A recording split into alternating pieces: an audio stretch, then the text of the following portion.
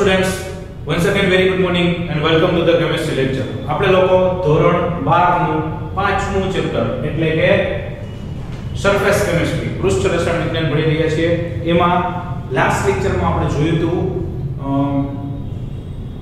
વર્ણનાત્મકતા, selectivity અને activity, સક્રિયતા અને વર્ણનાત્મકતા એવા બે શબ્દો આપણે ભણ્યા હતા. ઉદ્દીપક માટે ઉદ્દીપક છે બે વસ્તુ આધાર રાખતો હોય. એક તો એ સક્રિય કેવો છે, બીજું વર્ણનાત્મકતા એટલે સિલેક્શન હોય કે ચોક્કસ પ્રક્રિયામાંથી ચોક્કસ નિપજ જોઈતી હોય તો ચોક્કસ ઉદ્દીપકનો ઉપયોગ કરવો પડે. એને આપણે કીધું વર્ણનાત્મકતા એટલે કે સિલેક્ટિવિટી. એના પછીનો આજે નવો ટોપિક છે 2 માર્કમાં પૂછાયેલો પ્રશ્ન, ઝીઓલાઇટ વડે આકાર વર્ણનાત્મક ઉદ્દીપન સમજાવો. ઝીઓલાઇટ વડે આકાર વર્ણનાત્મક ઉદ્દીપન સમજાવવાનું કીધું છે. તો અહીંયા આગળ ઝીઓલાઇટ એટલે તો શું છે, તો કે ઝીઓલાઇટ એટલે એક પદાર્થ છે જેનો કદાચ આપણે ઉદ્દીપક તરીકે ઉપયોગ કરીએ. ઓકે, ચલો હવે ઝીઓલાઇટ નો ઉપયોગ કરીએ એ તો ઠીક છે, પણ આકાર વર્ણનાત્મક ઉદ્દીપન એટલે શું? પેલો પ્રશ્ન એ થાય છે કે આકાર વર્ણનાત્મક ઉદ્દીપન એટલે શું? તો કે એની ડેફિનેશન આપણે લખી છે કે ઉદ્દીપકીય પ્રક્રિયાઓ જે ઉદ્દીપકની છિદ્ર રચના અને પ્રક્રિયક અને નિપજના કદ પર આધાર રાખે તેને આકાર વર્ણનાત્મક ઉદ્દીપન કહેવાય.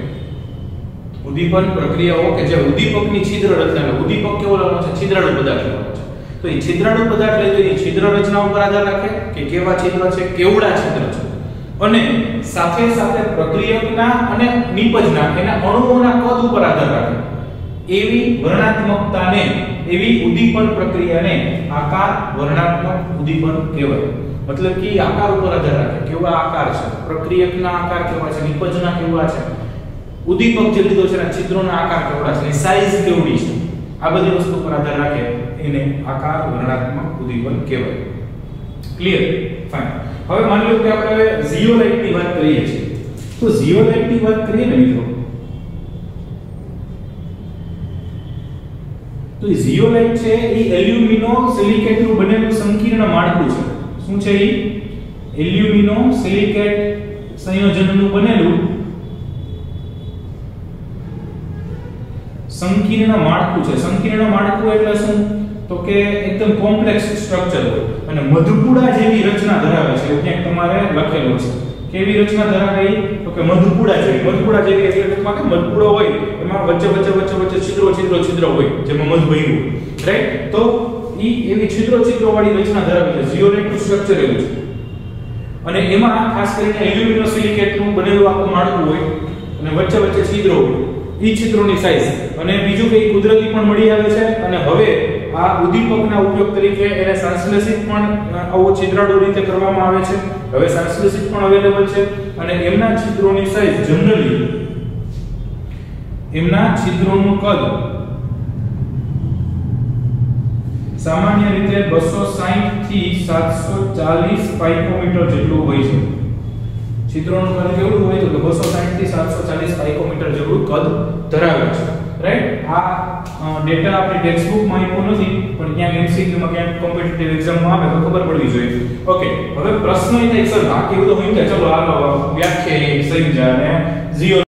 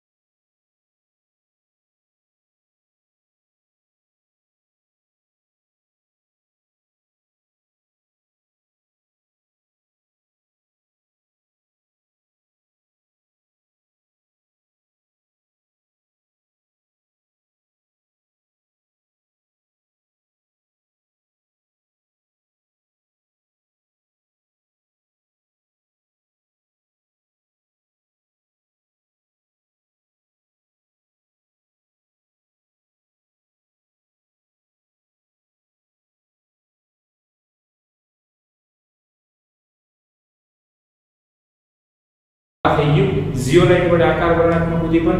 એવું ઉદ્દીપન કે જેમાં ઉદ્દીપક પ્રક્રિયા, ઉદ્દીપકના છિદ્રોની સાઇઝ, પ્રક્રિયકના અણુ, નિપજના અણુ આ બધા ઉપર આધાર રાખે તો એને આકાર વર્ણનાત્મક ઉદ્દીપન કહેવાય. અને ઝિયોલાઇટનું શ્રેષ્ઠ ઉદાહરણ છે એલ્યુમિનોસિલિકેટનું બનેલું સંકીર્ણ માળખું હોય છે અને મધપુડા જેવી રચના હોય એના છિદ્રો છે એમાં બધા પાણી પ્રક્રિયકના અણુ જઈ શકે, નિપજ વળી પાછા છૂટા પડી શકે. અને પ્રક્રિયક અને નિપજના અણુ નાના હોય, ઉદ્દીપકના છિદ્રો મોટા હોય ત્યારે આ પ્રક્રિયા શક્ય બનશે. અને એનો ખાસ કરીને ઉપયોગ પેટ્રો રસાયણમાં થાય અને એમાંય ZSM5 નામનો જે ઝિયોલાઇટ છે એ વપરાય છે.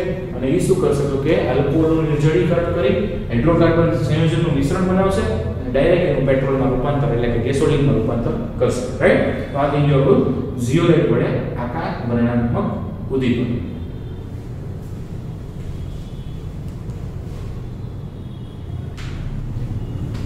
ઓકે મિત્રો, નેક્સ્ટ ટોપિક છે ઉત્સેચક ઉદ્દીપન. એટલે આમ ઉદ્દીપન વાળો જ ટોપિક ચાલે છે પણ હવે ઉદ્દીપનમાં એક નવી વસ્તુ લાવ્યા છે એ છે ઉત્સેચક. ઉત્સેચક એટલે એને ઇંગ્લિશમાં કહેવાય એન્ઝાઇમ. ઉદ્દીપનને કેટાલિસ્ટ કહેતા હતા ઉદ્દીપકને, એમ એન્ઝાઇમને કહેવાય ઉત્સેચકને કહેવાય એન્ઝાઇમ. રાઈટ? તો અહીંયા આપણે એન્ઝાઇમ ભણવાનું છે, એના વડે ઉદ્દીપન પ્રક્રિયા કઈ થાય છે એની થોડી ચર્ચા કરવાની છે. સૌથી પહેલી વસ્તુ કીધું કે ઉત્સેચક એટલે શું? તો કે ઉત્સેચક એટલે એવો પદાર્થ કે જે પ્રક્રિયાનો વેગ વધારે છે અને પ્રક્રિયાને અંદર પાછો મળે છે. તો કે સર પ્રશ્ન એ થાય ચલો વેગ વધારે તો એ ઉદ્દીપક કહેવાય. બસ ઉદ્દીપક અને ઉત્સેચક વચ્ચે એક જ ડિફરન્સ છે કે જો રાસાયણિક પ્રક્રિયામાં વપરાતો હોય ને તો એને ઉદ્દીપક કહેવાય, કેટાલિસ્ટ. અને જો જૈવ રાસાયણિક પ્રક્રિયામાં વપરાતો હોય ને તો એને ઉત્સેચક કહેવાય. ટૂંકમાં એવું કહી શકાય જૈવ રાસાયણિક પ્રક્રિયામાં વપરાતા ઉદ્દીપકને ઉત્સેચક કહેવાય. જૈવ રાસાયણિક પ્રક્રિયામાં વપરાતા ઉદ્દીપકને ઉત્સેચક કહેવાય. આ બહુ સિમ્પલ છે. રાઈટ? હવે ઉત્સેચક આમ બેઝિકલી છે શું? તો કે ઉત્સેચક છે એ ગોલીય પ્રોટીનના બનેલા છે અને એ પાણીમાં કલીલમય દ્રાવણ બનાવશે. એટલે એક્ચ્યુઅલી ઉત્સેચક છે એ એક પ્રકારના પ્રોટીન જ છે, ગ્લોબ્યુલર પ્રોટીન. ગુજરાતી થાય ગોલીય પ્રોટીન, ઇંગ્લિશમાં કહેવાય ગ્લોબ્યુલર પ્રોટીન. અને એના જ બનેલા ભાગ છે એટલે ઈ એક પ્રકારનો પ્રોટીન જ છે એવું કહી શકાય. અને એને પાણીમાં નાખશો એટલે કલીલમય દ્રાવણ બનાવશે. હવે કલીલમય દ્રાવણ બનાવશે હું અત્યારે નહીં એક્સપ્લેન કરું કારણ કે નેક્સ્ટ આપણો ટોપિક આવવાનો છે, આ કલીલ ટોપિક જ ભણવાનો છે આ ચેપ્ટરમાં. રાઈટ? એટલે ત્યારે ટૂંકમાં દ્રાવણનો એક પ્રકાર કલીલ. રાઈટ? તો ઈ પાણી સાથે દ્રાવણ બનાવશે. તે જટિલ નાઇટ્રોજન યુક્ત કાર્બનિક સંયોજનો છે. ઓકે, તો પ્રોટીનની વ્યાખ્યા પ્રમાણે અને પ્રોટીન જે પ્રમાણે જોવા મળે છે એ પ્રમાણે જે ઉત્સેચક તરીકે વપરાતા હશે એ નાઇટ્રોજન યુક્ત જટિલ બંધારણ ધરાવતા કાર્બનિક સંયોજનો છે. જટિલ રચના કારણ કે પ્રોટીન છે એટલે બહુ મોટા અણુઓ હોય. રાઈટ? તો એવા પ્રકારના નાઇટ્રોજન યુક્ત કાર્બનિક સંયોજનો છે. જૈવ રાસાયણિક ઉદ્દીપક તરીકે પણ ઓળખાય છે. તમે ઓલરેડી ચર્ચા કરી કે જે આ આપણે ઉત્સેચકની વાત કરીએ છીએ એ ઉત્સેચક જૈવ રાસાયણિક પ્રક્રિયામાં ઉદ્દીપક તરીકેની ક્રિયા કરે એટલે કે પ્રક્રિયાનો વેગ વધારવાનું કાર્ય કરે. અને જૈવ રાસાયણિક પ્રક્રિયાઓ સામાન્ય રીતે ધીમી હોય પરંતુ ઉત્સેચકની હાજરીમાં ખૂબ ઝડપી થાય છે. અને ઇવન એવું કહી શકાય કે મોટા ભાગની જૈવ રાસાયણિક પ્રક્રિયાઓ ઉત્સેચકીય પ્રક્રિયાઓ હોય, એન્ઝાઇમેટિક રિએક્શન્સ હોય અને એન્ઝાઇમની હાજરીમાં એટલે કે ઉત્સેચકની હાજરીમાં એ પ્રક્રિયાઓને ઝડપી બનાવે છે. રાઈટ? તો ઈ ગોલીય પ્રોટીનના બનેલા હોય, પાણી સાથે કલીલમય દ્રાવણ બનાવશે અને નાઇટ્રોજન યુક્ત કાર્બનિક સંયોજનો છે એવું કહી શકાય. ઘણા ઉત્સેચકો જીવિત કોષોમાંથી શુદ્ધ સ્ફટિક સ્વરૂપે મેળવી શકે છે. એટલે ઘણા બધા ઉત્સેચકો એવા છે કે જીવિત કોષોમાંથી શુદ્ધ સ્ફટિક સ્વરૂપે મેળવી શકાય. એટલે જીવંત કોષોમાંથી આ ઉત્સેચક મળતા હોય પણ ખાલી જીવંતમાંથી જ મળે એવું નહીં. હવે તો સંશ્લેષિત રીતે પણ એટલા બધા બનાવીએ છીએ અને સૌથી પહેલું સંશ્લેષિત ઉત્સેચક છે એ 1969 માં મેળવ્યું હતું. અને પછી તો એકવાર મળ્યું પછી તો એમનો ઇતિહાસ સતત એમની ઇતિહાસ પુનરાવર્તન કર્યા રાખે, નવું ટેકનિક, નવા સંશોધનો થતા જાય અને એટલા ઉત્સેચકો હાલમાં અમલમાં છે. ઉત્સેચકના થોડા ઉદાહરણો આપીને સમજીએ તો સૌથી પહેલું ઉદાહરણ છે ખાંડનું વ્યુત્ક્રમણ. ખાંડનું વ્યુત્ક્રમણ એટલે શું? તો કે ખાંડનું ગ્લુકોઝ અને ફ્રુક્ટોઝમાં રૂપાંતર કરતા હોય. આ જે C12H22O11 લીધું છે ખાંડનું અણુસૂત્ર છે, એમને પાણી ઉમેરી અને ઇન્વર્ટેજ ઉત્સેચકની હાજરીમાં, આમાં ઉત્સેચક કોણ છે તો કે ઇન્વર્ટેજ ઉત્સેચકની હાજરીમાં એ ગ્લુકોઝ અને ફ્રુક્ટોઝનું મિશ્રણ બનાવશે. ગ્લુકોઝ અને ફ્રુક્ટોઝનું મિશ્રણ બનાવશે અને પછી એ મિશ્રણ છે દ્રાવણમાં, એમાંથી એમની દ્રાવ્યતાને આધારે આલ્કોહોલમાં એની દ્રાવ્યતાને આધારે પાછા ગ્લુકોઝ ફ્રુક્ટોઝને છૂટા પાડવામાં આવતા હોય છે. રાઈટ? તો એ ગ્લુકોઝ ફ્રુક્ટોઝને છૂટા પાડશું, ઈ ખાંડના વ્યુત્ક્રમણની પ્રક્રિયા થઈ અને એમાં ઇન્વર્ટેજ ઉત્સેચક છે એ અગત્યનો ભાગ ભજવે છે. એ ઇન્વર્ટેજ ઉત્સેચકની હાજરીમાં જ આ પ્રક્રિયા શક્ય થાય છે. રાઈટ? બીજો ઉપયોગ કરીએ ગ્લુકોઝનું ઇથેનોલમાં પરિવર્તન. ગ્લુકોઝ હોય એમાંથી ઇથેનોલ બનાવવું હોય તો પણ બનાવી શકાય અને એમાં પણ ઉત્સેચકની જરૂર પડશે. ગ્લુકોઝ એટલે C6H12O6 એનું ઇથેનોલ એટલે C2H5OH અથવા ઇથાઇલ આલ્કોહોલ શબ્દ પણ વાપરી શકાય. ઇથેનોલ અથવા ઇથાઇલ આલ્કોહોલ અને 2 મોલ કાર્બન ડાયોક્સાઇડ બનશે ત્યારે એમાં ઝાયમેઝ ઉત્સેચકની જરૂર પડશે. ગ્લુકોઝનું ઇથેનોલમાં રૂપાંતર કરવું હોય, આ ગ્લુકોઝનો અણુ લીધો છે, સામે જે C2H5OH બને છે એ ઇથેનોલ બને છે અને એમાં ઝાયમેઝ ઉત્સેચક છે એની જરૂર પડે છે. અને ખાસ ફરી એકવાર કીધું જેમ ઉદ્દીપકો છે એ વર્ણનાત્મકતા સિલેક્ટિવ હતા, એમ ઉત્સેચકો સિલેક્ટિવ હોય. કોઈ પણ ઉત્સેચક કોઈ પણ પ્રક્રિયામાં ચાલે એવું ના હોય. ચોક્કસ પ્રક્રિયા માટે ચોક્કસ ઉત્સેચકની જ જરૂર પડશે. આમાં ઇન્વર્ટેજ જ ચાલે, આમાં ઝાયમેઝ જ ચાલે. રાઈટ? નેક્સ્ટ ઉદાહરણ આપીએ.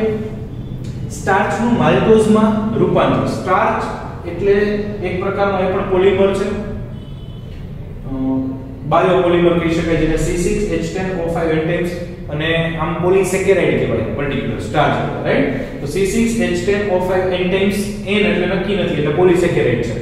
એમાં પાણી નાખવું છે, હવે એ ખબર નથી એટલે પાણીના આપણે N અણુ લઈ લીધા અને એમાંથી રૂપાંતર કરતા માલ્ટોઝ. માલ્ટોઝ એટલે ડાઇસેકેરાઇડનું ઉદાહરણ છે. માલ્ટોઝ એટલે ડાઇસેકેરાઇડનું ઉદાહરણ છે. તો માલ્ટોઝ બનશે C12H22O11 અને એમાં ડાયાસ્ટેઝ ઉત્સેચકની જરૂર પડશે. કયા ઉત્સેચકની જરૂર પડશે? ડાયાસ્ટેઝ ઉત્સેચકની જરૂર પડશે. તો આવી રીતે અહીંયા આ સ્ટાર્ચનું અણુસૂત્ર છે મિત્રો. તો સ્ટાર્ચ છે એમનું માલ્ટોઝમાં રૂપાંતર કરવું હોય જળ વિભાજન થઈને તો ડાયાસ્ટેઝ ઉત્સેચકની જરૂર પડશે. ઓકે? પછી છે માલ્ટોઝનું ગ્લુકોઝમાં રૂપાંતર. હવે આ જે માલ્ટોઝ બનાવ્યું એમાંથી પાછું ગ્લુકોઝ બનાવવું હોય તો કે બને. માલ્ટોઝ એટલે ડાઇસેકેરાઇડ, મેં કીધું ડાઇસેકેરાઇડ એટલે C12H22O11 માલ્ટોઝ. એમાં પાણી નાખો અને એમાંથી ગ્લુકોઝના 2 અણુ બને ડાઇસેકેરાઇડ. 2 મોનોસેકેરાઇડ જોડ્યા હોય તો ડાઇસેકેરાઇડ બને. ઓલરેડી તમે લોકો બાયોમોલેક્યુલમાં ભણી ગયા છો. અને એમાં માલ્ટેઝ ઉત્સેચકની જરૂર પડશે. તો ઉત્સેચકના નામ સામાન્ય રીતે હોય ને એ 2 પ્રકારે હોય. એક એ કયા પ્રક્રિયા ઉપર કાર્ય કરે છે એના ઉપરથી હોય, બીજું કઈ પ્રક્રિયા કરે છે એના ઉપર. દાખલા તરીકે માલ્ટોઝ ઉપર કાર્ય કરે તો માલ્ટેઝ કીધું. ઓકે? સુક્રોઝ છે એમાં ઇન્વર્ટેજ કીધું એને સુક્રેઝ કહેવાય, એને સુક્રેઝ પણ કહેવાય. એવી રીતે ઓક્સિડેશન પ્રક્રિયામાં કામ કરતો હોય તેને ઓક્સિડેઝ કહેવાય. જળ વિભાજન પ્રક્રિયામાં કરતો હોય તો એને જળ વિભાજનેઝ નો કહેવાય, એને હાઇડ્રોલેઝ કહેવાય. ઓકે? તો આવી રીતે અલગ અલગ નામ એને આપતા હોય છે. અહીંયા માલ્ટોઝ ઉપર કામ કર્યું એટલે આપણે એ ઉત્સેચકને માલ્ટેઝ એવું નામ આપીએ છીએ. તો જો આખું અચાનક પરિવર્તન આવી ગયું. શું પરિવર્તન આવી ગયું? તો કે સર આ કેમિસ્ટ્રીનો લેક્ચર ચાલે છે, બાયોલોજીનો ચાલે છે. તો કે કાર્બન હાઇડ્રોજન જોતા કેમિસ્ટ્રી લાગે પણ આ બધું જ બાયોલોજી છે. કારણ કે મેં પહેલા જ કીધું કે બાયો કેમિકલ એટલે કે જૈવ રાસાયણિક પ્રક્રિયામાં જે ઉદ્દીપક તરીકે વપરાય એને ઉત્સેચક કહેવાય. તો ઉત્સેચક ભણવું હોય તો બધી જૈવ રાસાયણિક પ્રક્રિયાઓની જ ચર્ચા કરવાની હોય. રાઈટ? એટલે આવું છે. અને આમાંથી અમુક તો તમારે મેં કીધું બાયોમોલેક્યુલ જૈવિક અણુઓ ચેપ્ટરમાં આવી પણ ગયું છે. ફાઇન. તો માલ્ટોઝનું ગ્લુકોઝમાં રૂપાંતર કર્યું ત્યારે માલ્ટેઝનો ઉપયોગ થયો. પછી યુરિયાનું વિઘટન કર્યું. યુરિયા એટલે NH2CO NH2. રાઈટ? યુરિયા એટલે NH2CO NH2. એમાં પાણી નાખી અને એમાંથી એમોનિયા અને કાર્બન ડાયોક્સાઇડ બનાવવું હોય. એમાંથી એમોનિયા અને કાર્બન ડાયોક્સાઇડ બનાવવું હોય તો એમાં યુરેઝ ઉત્સેચકનો ઉપયોગ ચાલે. અહીંયા પણ હમણાં મેં કીધું એ પ્રમાણે યુરિયા ઉપર કામ કરે છે એટલે એને નામ યુરેઝ આપ્યું છે. રાઈટ? યુરિયા ઉપર કામ કરે છે એટલે એને યુરેઝ ઉત્સેચક એવું નામ આપવામાં આવે છે. અને એ યુરિયાનું જળ વિભાજન થશે એટલે એમોનિયા અને કાર્બન ડાયોક્સાઇડ બનશે. રાઈટ? આ એમોનિયાની બનાવટમાં કદાચ તમારા બ્લોક એલિમેન્ટમાં પણ તમે આ પ્રક્રિયા ભણી ગયા છો. કદાચ ત્યાં ઉત્સેચકનો ઉલ્લેખ ના પણ કર્યો હોય રાઈટ। આ સિવાય છઠ્ઠો ઉપયોગ છે હોજરીમાં, આપણે કહીએ ને હોજરી ખાઈએ બધું હોજરીમાં છે, ઈ હોજરીમાં પેપ્સિન ઉત્સેચકનું નામ છે પેપ્સી, નો ખાલી પેપ્સી નહીં, પેપ્સિન। તો પેપ્સિન ઉત્સેચક પ્રોટીનનું પેપ્ટાઇડમાં પરિવર્તન કરે છે, એટલે આપણા અંદર હોજરીમાં પ્રોટીન પડ્યા હોય એને પાછા પેપ્ટાઇડમાં રૂપાંતરિત કરવું હોય તો એમાં પેપ્સિન ઉત્સેચક જરૂરી છે। પેપ્સિન ઉત્સેચક છે એ ખાસ કરીને અગત્યનો છે હાઇડ્રોક્લોરિક એસિડનું નિર્માણ કરવા માટે આપણા શરીરમાં, અને એના કારણે જ આપણું આજે ચયાપચયની ક્રિયાઓ પણ ચાલે છે, અને સાથે સાથે જો વધી જાય તો એને કારણે એસિડિટી પણ થાય, એને કારણે અમુક પ્રકારની જેને કહેવાય એલર્જી પણ થાય કે જેમાં ચામડીમાં લાલ ચાંબા પડી જાય ને ખંજવાળ આવે ને સોજો ચડી જાય, આવી બધી પ્રકારની અમુક એલર્જી પણ થાય। એ બધા માટે પેપ્સિન જવાબદાર છે, અને એની તમે જે દવા લ્યો ને એ દવા ઔષધ એ પેપ્સિન ઉત્સેચકને અટકાવે અને એનાથી એ પ્રક્રિયાઓ અટકે। આવું બધું તમે છેલ્લા ચેપ્ટરમાં ભણી ગયા હશો। તો હોજરીમાં પેપ્સિન શું કામ કરે છે? તો ઉત્સેચક છે એ પ્રોટીનનું પેપ્ટાઇડમાં રૂપાંતર કરે છે, અને આંતરડામાં પેનક્રિયાટિક નામનો ઉત્સેચક હોય, એ પેનક્રિયાટિક નામનો ઉત્સેચક શું કરશે? તો કે પેનક્રિયાટિક છે ટ્રિપ્સિન પ્રોટીનનું એમિનો એસિડમાં રૂપાંતર કરે છે। કયા પ્રોટીનનું? ટ્રિપ્સિન પ્રોટીનનું એમિનો એસિડમાં રૂપાંતર કરે છે। આમ જોવો તો આપણી ચયાપચયની ક્રિયાઓ અને શરીરની જેટલી જૈવિક પ્રક્રિયાઓ છે એમાંથી મોટા ભાગની પ્રક્રિયાઓમાં ઉત્સેચક વપરાય છે, અને એ ઉત્સેચકનો આપણે અત્યારે અભ્યાસ કરી રહ્યા છીએ। અને છેલ્લું દૂધનું દહીંમાં પરિવર્તન। દૂધને મેળવે સવારે દહીં બની જાય તો એ દહીં બને છે, એમાં પણ ઉત્સેચકીય પ્રક્રિયા ચાલે છે, એમાં લેક્ટોબેસિલી નામનો ઉત્સેચક છે એ કામ કરતો હોય છે। લેક્ટોબેસિલી નામનો ઉત્સેચક એમાં કામ કરતો હોય છે। તો આ રીતે ખાસ બીજી વસ્તુ કે આ ચેપ્ટર એ કામનું છે, થિયરી પૂછાય કે ઉત્સેચક ઉદ્દીપક સમજાવો તો આ તો કમ્પલસરી લખવું જ પડે, પણ અને એની સાથે સાથે નીટમાં પણ આવા પ્રકારના એમસીક્યુઝ પૂછાવાની શક્યતા વધુ, કારણ કે નીટ છે એ પ્યોર ડોક્ટરી લાઈન માટે હોય છે, એટલે બી ગ્રુપનું મહત્વ વધારે હોય। તો આ ટોપિક આપણા આ ચેપ્ટરમાં આ ટોપિક બી ગ્રુપને લગતો છે, બાયોલોજીને લગતો છે, સો એમસીક્યુ પૂછાવાની શક્યતા પણ વધી જાય, અને ગુજરાત બોર્ડમાં પણ પૂછાઈ શકે। એમસીક્યુ જે પૂછાય છે એ આમાંથી પણ ક્યાંથી નીકળી શકે કે ભાઈ આમાં કયો ઉત્સેચક વપરાય, સ્ટાર્ચમાંથી માલ્ટોઝ માટે કયો વપરાય, ડાયાસ્ટેજ આંતરડામાં કયો હોય તો કે પેનક્રિયાટિક હોય, એ શું કરે તો કે ટ્રિપ્સિન પ્રોટીનનું, કયા પ્રોટીનનું કરે, આવા જુદા ક્વેશ્ચન્સ બનાવ્યા હોય તો આપણને આવડે। તો આ થઈ ગયું મિત્રો આપણું આજનું ઉત્સેચક ઉદ્દીપન એટલે કે એન્ઝાઇમ કેટાલિસિસ। બાકીનું ભણશું નેક્સ્ટ ટાઈમ। આજ પૂરતું એટલું જ। Thank you.